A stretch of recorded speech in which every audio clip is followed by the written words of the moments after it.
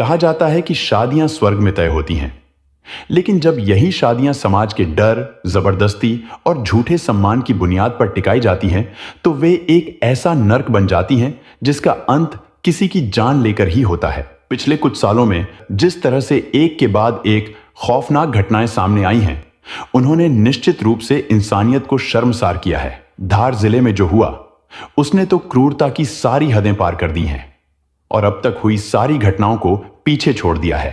यकीन मानिए, आपका दिमाग सुन्न रह जाएगा जब आपको यह पता चलेगा कि जिस बिस्तर पर एक पति की बेरहमी से जान ली गई और उसका शरीर उसी बिस्तर पर पड़ा था और उसी कमरे में घंटों तक उसकी पत्नी अपने प्रेमी के साथ सारी मर्यादाएं लांघती रही। लेकिन यह भी सच है, अगर उस रात उसने हवस में अंधी होकर वह सबसे बड़ी चूक न की होती, तो शायद वह इतनी आसानी से कभी पकड़ी ही नहीं जाती। बात 6 अप्रैल 2026 की है। मध्य प्रदेश के धार जिले में गोंदी खेड़ा गांव है और इसी गांव में रात के सन्नाटे को चीरते हुए अचानक एक घर से चीखें सुनाई देने लगी। एक महिला बदहवास होकर चिल्ला रही थी कि कुछ लुटेरे घर में घुस आए हैं, जिन्होंने उसके पति को मार डाला और सारे गहने लूटकर भाग गए।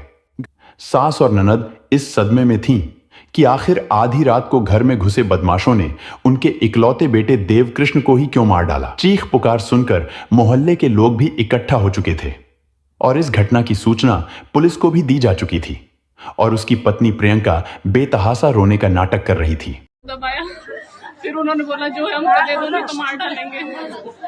इन्होंने हाथ पैर मारे और मेरे को घसीट के उधर ले गए। ये वाली अलमारी उन्होंने ढूंढी, नहीं मिला। मैंने बोला मैं सब दे दूंगी, हमको छोड़ दो। मेरा एक जन मेरे मुंह के पास बैठा था, हाथ और पैर पीछे बांध रखे थे, पूरा कपड़े फाड़े थे। चिल्लाने की कोशिश करी तो बोला तेरे पति को मार देंगे। वीडियो में जिस तरह से प्रियंका नाटक कर रही है और जिस तरह वह बार बार अपनी उजड़ी हुई दुनिया का वास्ता दे रही थी, वहां मौजूद हर शख्स को यही लग रहा था कि प्रियंका एक बेचारी पीड़ित है। लेकिन कोई नहीं जानता था कि आंसुओं का यह सैलाब दरअसल एक बहुत बड़े और खौफनाक षड्यंत्र का पर्दा था।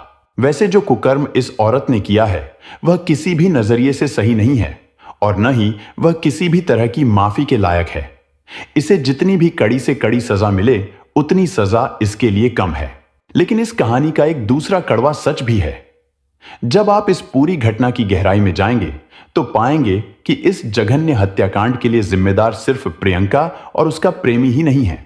मध्य प्रदेश के धार जिले की यह घटना सिर्फ एक मर्डर मिस्ट्री नहीं है, बल्कि हमारे समाज के लिए एक बहुत बड़ा सबक है। एक ऐसी कहानी जहां हर कदम पर गलतियां हुई और उन गलतियों की कीमत एक 28 साल के बेगुनाह को अपनी जान देकर चुकानी पड़ी। आखिर ऐसा क्या हुआ था कि एक पत्नी अपने ही पति के खून की प्यासी हो गई और कैसे दोनों परिवारों की जिद ने एक बेगुनाह की बलि चढ़ा दी। इस खौफनाक साजिश की परतें खोलने के लिए हमें वक्त में थोड़ा पीछे जाना होगा। कहानी की शुरुआत होती है मृतक देवकृष्ण पुरोहित के बचपन से। तस्वीर में दिख रहा यह शांत और सीधा सादा चेहरा देवकृष्ण का है। घटना के वक्त इसकी उम्र महज 28 साल थी। लेकिन देवकृष्ण की यह 28 साल की जिंदगी कभी आसान नहीं रही। 1997 से 98 के आसपास का वक्त था जब देवकृष्ण शायद अपनी मां की गोद में ही रहा होगा। तभी उसके सिर से पिता का साया हमेशा के लिए उठ गया था। पिता के गुजर जाने के बाद एक बेसहारा मां ने अपनी बेटी और अपने इस इकलौते बेटे को तमाम मुश्किलें झेलकर पाला पोसा। देवकृष्ण भी अपनी मां के लिए श्रवण कुमार था। घर की जिम्मेदारियों का बोझ उसने इतनी कम उम्र में उठा लिया था कि महज 12 साल की उम्र में ही उसने धार में मिर्च का व्यापार शुरू कर दिया था। उसने दिन रात एक कर दिया ताकि वह अपनी विधवा मां और अपनी बहन को एक खुशहाल और सुरक्षित जिंदगी दे सके। लेकिन देवकृष्ण को क्या पता था कि जिस घर को वो अपनी इतनी मेहनत से संवार रहा है, आगे चलकर उसी घर की बर्बादी की स्क्रिप्ट बाकायदा लिख दी जाएगी। दरअसल बात साल 2015 की है। उस समय देव की उम्र 17 साल रही होगी। तभी पास के ही बदनावर गांव से उसके लिए एक रिश्ता आता है। लड़की का नाम प्रियंका था और उसकी उम्र महज 15 साल थी। प्रियंका देखने में बेहद सुंदर थी। अब चूंकि देव के सिर से उसके पिता का साया बचपन में ही उठ गया था और मां की भी उम्र ढल रही थी, इसलिए मां ने सोचा कि लड़की सुंदर है और घर के लायक है, तो यह रिश्ता हाथ से नहीं जाने देना चाहिए। इसी सोच के साथ मां ने इस रिश्ते के लिए हामी भर दी। हालांकि उस वक्त यह तय हुआ था कि अभी सिर्फ दोनों की शादी कर दी जाएगी, लेकिन बहू की विदाई नहीं होगी। तय शर्त के मुताबिक बहू का 5 साल बाद गौना होगा, यानी प्रियंका और देव शादी के बाद भी 5 साल तक अलग अलग रहेंगे। प्रियंका अपने मायके में रहेगी और देव अपने घर। इसी शर्त के साथ साल 2015 में धूमधाम से दोनों की शादी कर दी गई। जैसा तय हुआ था ठीक वैसे ही प्रियंका अपने मायके में थी और देव कृष्ण अपने घर पर। दोनों एक दूसरे से मीलों दूर थे। शुरुआत के 2 साल सब कुछ ठीक ही लग रहा था, लेकिन साल 2017 के आते आते प्रियंका की जिंदगी में एक ऐसा मोड़ आया जिसने पवित्र रिश्तों के हर मायने को तार तार कर दिया। यही एंट्री होती है इस कहानी के सबसे काले किरदार राजगढ़ के रहने वाले कमलेश पुरोहित की, जो पेशे से एक ढाबे का मालिक था। रिश्ते में प्रियंका का जीजा लगता था और उस समय उसके 3 बच्चे भी थे। यहां पर इन दोनों की मानसिकता देखिए। मान लेते हैं कि प्रियंका उस समय केवल 17 साल की थी और उसे दुनियादारी की ज्यादा समझ नहीं थी, लेकिन वह इतना तो जरूर जानती थी कि कमलेश उसकी सगी बहन का पति है। अपने ही जीजा के साथ ऐसा रिश्ता बनाना अपनी ही बहन की जिंदगी के लिए गड्ढा खोदने जैसा था। और दूसरी तरफ वो कमलेश, उसे अपनी पत्नी की छोटी बहन को एक बहन की नजर से ही देखना चाहिए था, लेकिन नहीं। जब इन दोनों के बीच नजदीकियां बढ़ी तो इस कदर बढ़ी कि समाज, परिवार और रिश्तों की सारी मर्यादाएं एक तरफ रह गईं। बात सिर्फ छुप छुप कर मिलने तक सीमित नहीं रही, बल्कि उन्होंने सारी हदें पार कर दी। इस घिनौने खेल में दोनों इतने डूब चुके थे कि उन्होंने दुनिया की परवाह किए बिना हमेशा साथ रहने का फैसला तक कर लिया था।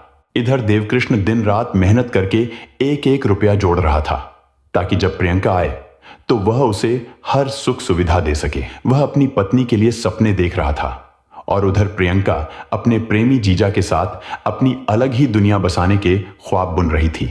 वक्त बीतता गया और आखिर वह साल आ ही गया जिसका देवकृष्ण को 5 साल से इंतजार था। गौने का वक्त आ गया था। विदाई की रस्में शुरू होने वाली थीं। देवकृष्ण का परिवार पूरे उत्साह के साथ अपनी बहू को लेने के लिए तैयार था, लेकिन प्रियंका के लिए यह किसी मौत की सजा से कम नहीं था। चूंकि प्रियंका और कमलेश साथ रहने का फैसला कर चुके थे, इसीलिए प्रियंका ने बगावत कर दी। उसने अपने मां बाप के सामने साफ कह दिया कि वह देवकृष्ण के घर नहीं जाएगी। लेकिन यहीं पर प्रियंका के माता पिता ने वो पहली और सबसे भयंकर गलती कर दी। उन्होंने अपनी बेटी की आंखों में छिपी उस नफरत को नहीं पढ़ा, बल्कि समाज में बदनामी के डर और लोग क्या कहेंगे के दबाव में आकर उन्होंने प्रियंका की बात को खारिज कर दिया। उन्होंने सोचा कि एक बार ससुराल जाएगी तो सब ठीक हो जाएगा, लेकिन उन्हें क्या पता था कि वे अपनी बेटी को विदा नहीं कर रहे, बल्कि देवकृष्ण की मौत के वारंट पर दस्तखत कर रहे हैं। यहां एक पल रुककर सोचने वाली बात है। जब प्रियंका ने साफ कह दिया था कि वह उस घर में नहीं जाना चाहती, तो माता पिता का क्या फर्ज बनता था? आप लोग कमेंट में जरूर बताना। वैसे यह भी सच है कि किसी भी पिता के लिए समाज के तानों को सहना, बदनामी का सामना करना या अपनी बेटी का रिश्ता तोड़ना एक बेहद मुश्किल फैसला होता है। लेकिन क्या सिर्फ अपनी झूठी इज्जत और बिरादरी के डर से बेटी को एक ऐसे रिश्ते में धकेल देना चाहिए जिसे वह पूरी तरह नकार चुकी है, या फिर उसे उसके हाल पर छोड़ देना चाहिए था? शायद प्रियंका के माता पिता को यह समझना चाहिए था कि किसी को जबरन बांधकर रखने की यह जिद आगे चलकर कितनी खौफनाक हो सकती है। उन्हें यह सोचना चाहिए था कि झूठी इज्जत बचाने की उनकी यह गलती आगे चलकर किसी बेगुनाह की जान भी ले सकती है। अब होता यह है कि प्रियंका के ना कहने के बावजूद भी उसे साल 2020 में देवकृष्ण के घर विदा कर दिया गया। जब प्रियंका देव के घर आ गई तो उसने देखा कि उस घर में उसे मिलाकर कुल 4 लोग ही थे। उनमें भी 3 औरतें और सिर्फ 1 पुरुष, यानी उस घर में देव ही एकमात्र पुरुष था, और वो भी अपने काम के चलते पूरा दिन घर से बाहर ही रहता था। यह सब देखकर प्रियंका ने सोचा कि चलो ठीक है, मैं इन औरतों को आसानी से बेवकूफ बना सकती हूं और अपने आशिक के साथ यहां रहकर भी अपने संबंध जारी रख सकती हूं। इधर देवकृष्ण दिन रात पसीना बहाकर अपनी पत्नी की हर छोटी बड़ी ख्वाहिश पूरी करने में लगा था। वह प्रियंका का प्यार पाने के लिए हर मुमकिन कोशिश कर रहा था, लेकिन प्रियंका की आंखों पर तो अपने जीजा कमलेश की हवस और प्यार की ऐसी पट्टी बंधी थी कि उसे अपने सीधे साधे पति में सिर्फ कमियां ही नजर आती थीं। प्रियंका ने देवकृष्ण को मानसिक रूप से प्रताड़ित करना शुरू कर दिया। उसे देवकृष्ण का सांवला रंग खटकता था। वह अक्सर उसे ताने मारती और सीधे मुंह कहती, तुम काले हो, तुम किसी भी तरह से मेरे लायक नहीं हो। एक पति के लिए अपनी ही पत्नी के मुंह से ऐसे शब्द सुनना कितना बड़ा अपमान होगा। लेकिन देवकृष्ण यह सोचकर सब कुछ खामोशी से सहता रहा कि शायद नया घर है, धीरे धीरे वक्त के साथ प्रियंका का मन बदल जाएगा और सब ठीक हो जाएगा। लेकिन देवकृष्ण इस बात से पूरी तरह अनजान था कि प्रियंका बदलने वाली नहीं थी। जैसे ही देवकृष्ण काम पर जाता या रात को सो जाता, प्रियंका घंटों छुप छुप कर कमलेश से फोन पर बातें करती थी और मर्यादा की सारी हदें पार करते हुए दोनों फोन पर ही अपनी उसी गंदी दुनिया में खो जाते थे। इसी तरह एक साल बीत गया और साल 2021 आ गया। लेकिन कहते हैं ना कि झूठ, धोखा और पाप ज्यादा दिन तक छुप नहीं सकते। एक दिन प्रियंका अपने कमरे में कमलेश से फोन पर उन सारी हदों को पार करके बात कर रही थी। तभी देवकृष्ण की बहन यानी प्रियंका की ननद ने उसे रंगे हाथों पकड़ लिया। फोन पर प्रियंका के मुंह से वो सारी गंदी बातें सुनकर देवकृष्ण की बहन के पैरों तले जमीन खिसक गई। उसे यकीन ही नहीं हुआ कि जिस भाभी को वो घर की इज्जत मान रहे थे, वो उनके भाई की पीठ में इतना बड़ा छुरा घोंप रही है। घर में एक भयानक तूफान खड़ा हो गया। देवकृष्ण और उसकी विधवा मां के सामने प्रियंका का वो घिनौना सच आ चुका था जिसकी उन्होंने कभी सपने में भी कल्पना नहीं की थी। लेकिन प्रियंका के चेहरे पर अपनी इस हरकत के लिए कोई शर्मिंदगी नहीं थी। जब उसकी सारी पोल खुल गई तो उसने घर में भारी क्लेश किया और अपना सारा सामान लेकर हमेशा के लिए वापस अपने मायके चली गई। अब प्रियंका के अंदर से समाज और परिवार का सारा डर खत्म हो चुका था। अपने जीजा कमलेश के साथ उसका रिश्ता अब छुपने छुपाने वाला नहीं रहा था। उसके बिगड़ैल रवैये ने उसके खुद के मां बाप का जीना मुहाल कर दिया था। वह इतनी बेलगाम हो चुकी थी कि घर में किसी की नहीं सुनती थी। अपनी ही बेटी की रोज रोज की इन करतूतों और बदनामी से उसके मां बाप पूरी तरह टूट चुके थे। वे अपनी ही औलाद से तंग आ चुके थे। एक शादीशुदा और बिगड़ैल बेटी का 4 साल तक मायके में इस तरह बैठे रहना मां बाप के लिए एक नासूर बन गया था। लेकिन तभी इस कहानी में वह हुआ जो बिल्कुल नहीं होना चाहिए था। दरअसल जब काफी समय बीत गया और प्रियंका देव के घर वापस नहीं आई तो आसपास में चर्चाएं होने लगीं कि देव की बहू ने देव को छोड़ दिया है। इसकी वजह से देव की बदनामी होने लगी थी। और दूसरी बात यह भी थी कि जब मोहल्ले में कोई झगड़ा होता था तो देव अक्सर बीच बचाव करने चला जाता था और लोग उसकी बातें मानते भी थे। इसी वजह से उसे लगा कि उसे अपनी पत्नी को भी समझाना चाहिए। इसलिए उसने पत्नी को वापस लाने के लिए अपने ससुराल से संपर्क किया। लेकिन यहीं पर देवकृष्ण और उसके परिवार ने इस पूरी कहानी की दूसरी सबसे घातक गलती कर दी। जब देवकृष्ण और उसके परिवार को यह पूरी तरह से पता चल चुका था कि यह लड़की उनके घर की बहू बनने लायक नहीं है, तो उन्हें इस रिश्ते को हमेशा के लिए खत्म कर देना चाहिए था। लेकिन एक बार फिर समाज के उसी झूठे सम्मान और लोग क्या कहेंगे के दबाव ने सब कुछ बर्बाद कर दिया। देवकृष्ण के परिवार ने शर्तों के साथ उस चरित्रहीन पत्नी को वापस अपने घर ले जाने के लिए हामी भर दी। प्रियंका ने शर्त यह रखी थी कि देव के घर में कोई भी कभी उसका मोबाइल चेक नहीं करेगा। वह किसी के साथ भी आए जाए, कोई उसे मना नहीं करेगा और न ही कोई उसकी मर्जी के बिना उसे किसी काम को करने के लिए कहेगा। बदले में उसने यह दिखावा किया कि वह भी कोशिश करेगी कि आगे कोई गलती न करे। यह सब नवंबर 2025 में हुआ था। प्रियंका देव के घर आ चुकी थी, लेकिन जब वह इस बार आई तो यहां एक और बात हुई जो नहीं होनी चाहिए थी। हुआ यह कि इस बार देव का पूरा परिवार प्रियंका से डर कर रहने लगा। मां, बहन और यहां तक कि देव भी प्रियंका को कुछ नहीं बोलता था, बल्कि उसकी हर मनमानी को नजरअंदाज करता रहा। उन्हें एक डर यह भी था कि इतने दिनों बाद वह इस घर में आई है। अगर वे उसे ज्यादा रोकते टोकते हैं तो कहीं वह उन पर दहेज का झूठा मुकदमा न ठोक दे। अगर प्रियंका ने ऐसा कर दिया तो उनका पूरा परिवार तबाह हो जाएगा। लेकिन उन्हें यह नहीं पता था कि अगर वे उसे इसी तरह छूट देते रहे और उससे डरते रहे तो आगे चलकर वह इस परिवार को ही हमेशा के लिए खत्म कर देगी। खैर, यह सब ऐसे ही चलता रहा। आए दिन वह बिना बताए मायके चली जाती और जब मन करता तो ससुराल आ जाती। अब बात 31 मार्च 2026 की है। प्रियंका ने एक बार फिर वापस अपने ससुराल गोंदी खेड़ा की दहलीज पर कदम रखा, लेकिन उसका इरादा इस बार घर बसाना नहीं था। ससुराल में कदम रखते ही उसने अपना वही पुराना बिगड़ैल रूप दिखाना शुरू कर दिया। आते ही घर में भयंकर क्लेश और झगड़े शुरू हो गए। उसका रवैया इतना आक्रामक था कि देवकृष्ण और उसकी विधवा मां पूरी तरह घबरा गए।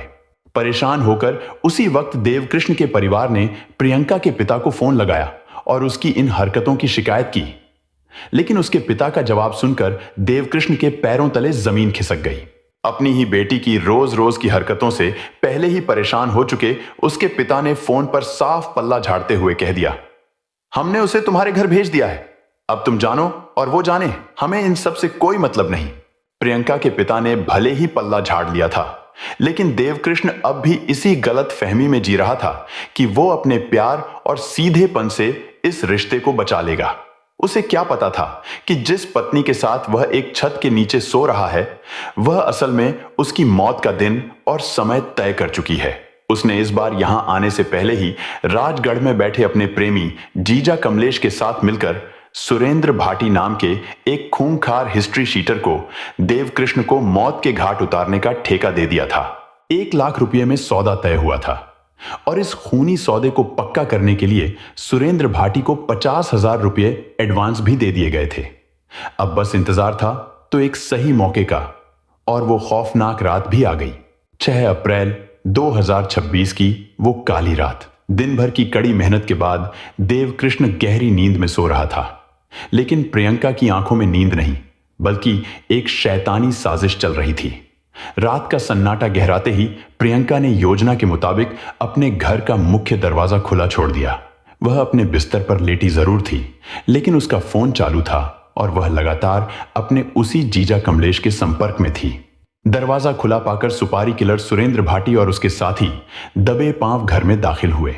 उन्होंने देखा कि देवकृष्ण बेसुध होकर सो रहा है। बिना कोई मौका दिए उन कातिलों ने देवकृष्ण के सिर पर धारदार हथियार से एक ऐसा जानलेवा वार किया कि उस सीधे साधे इंसान को चीखने तक का मौका नहीं मिला। नींद में ही देवकृष्ण की सांसें हमेशा के लिए खामोश हो गईं। लेकिन इस कहानी का सबसे खौफनाक और दिल दहला देने वाला हिस्सा तो अब शुरू होता है। अपने ही पति को अपनी आंखों के सामने बेरहमी से कटते हुए देखने के बाद भी प्रियंका के चेहरे पर कोई खौफ नहीं था। वह करीब 15 मिनट तक उस खून से लथपथ लाश के पास अंधेरे में चुपचाप बैठी रही, क्योंकि उसे इस मर्डर को एक लूट की घटना साबित करना था। उसने हत्यारों के साथ मिलकर घर की अलमारी का सामान बिखेर दिया। देवकृष्ण की खून से लथपथ लाश उसी कमरे में उसी बिस्तर पर पड़ी थी। एक तरफ इंसानियत दम तोड़ चुकी थी और दूसरी तरफ उसी कमरे में उसी खौफनाक मंजर के बीच प्रियंका ने अपने प्रेमी के साथ मिलकर मर्यादा और शर्म की सारी हदें पार कर दी। एक इंसान की हत्या के तुरंत बाद उसी कमरे में वासना का ऐसा नंगा नाच शायद ही किसी ने सुना हो।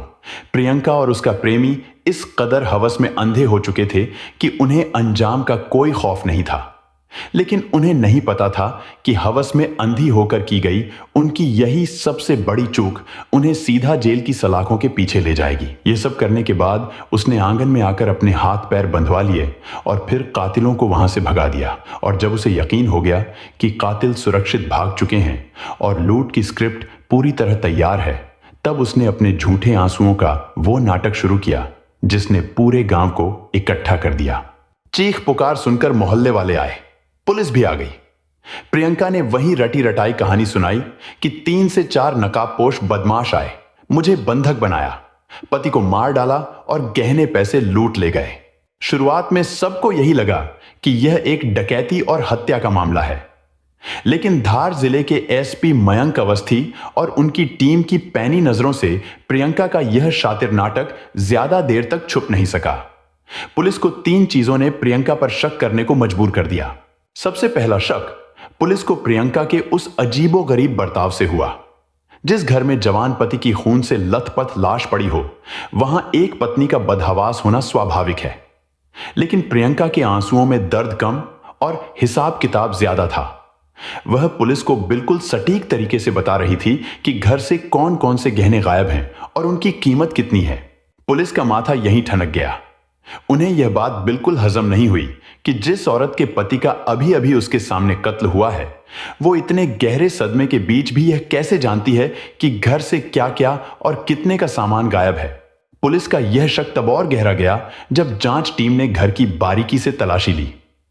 प्रियंका जिन गहनों के लूटने की कहानी सुना रही थी, छानबीन के दौरान वो सारे गहने पुलिस को उसी घर के अंदर छिपे हुए मिल गए। अब पुलिस समझ चुकी थी कि लूट की यह कहानी पूरी तरह मनगढ़ंत है। गहनों के मिलने से शक गहरा तो गया था, लेकिन इसे 100% यकीन में बदलने का काम किया फोरेंसिक टीम ने। बारीकी से जांच करते वक्त पुलिस को घटनास्थल से उसी बिस्तर के पास से सीमेन की कुछ बूंदें मिली, और जब जांच अधिकारी ने रोने का नाटक कर रही प्रियंका के पास जाकर एक सीधा सा सवाल पूछा, प्रियंका, क्या कल रात लुटेरों के आने से ठीक पहले तुम्हारे और देवकृष्ण के बीच कोई संबंध बने थे? तो यह सवाल सुनते ही प्रियंका के चेहरे का रंग उड़ गया। उसकी यह हड़बड़ाहट बहुत स्वाभाविक थी, क्योंकि अगर वह हां कहती तो डीएनए टेस्ट में पकड़ी जाती, और अगर ना कहती तो वो सबूत वहां आया कहां से? प्रियंका का घर में गहने छुपाना और फिर उस एक सवाल पर उसकी घबराहट पुलिस के लिए इतना काफी था।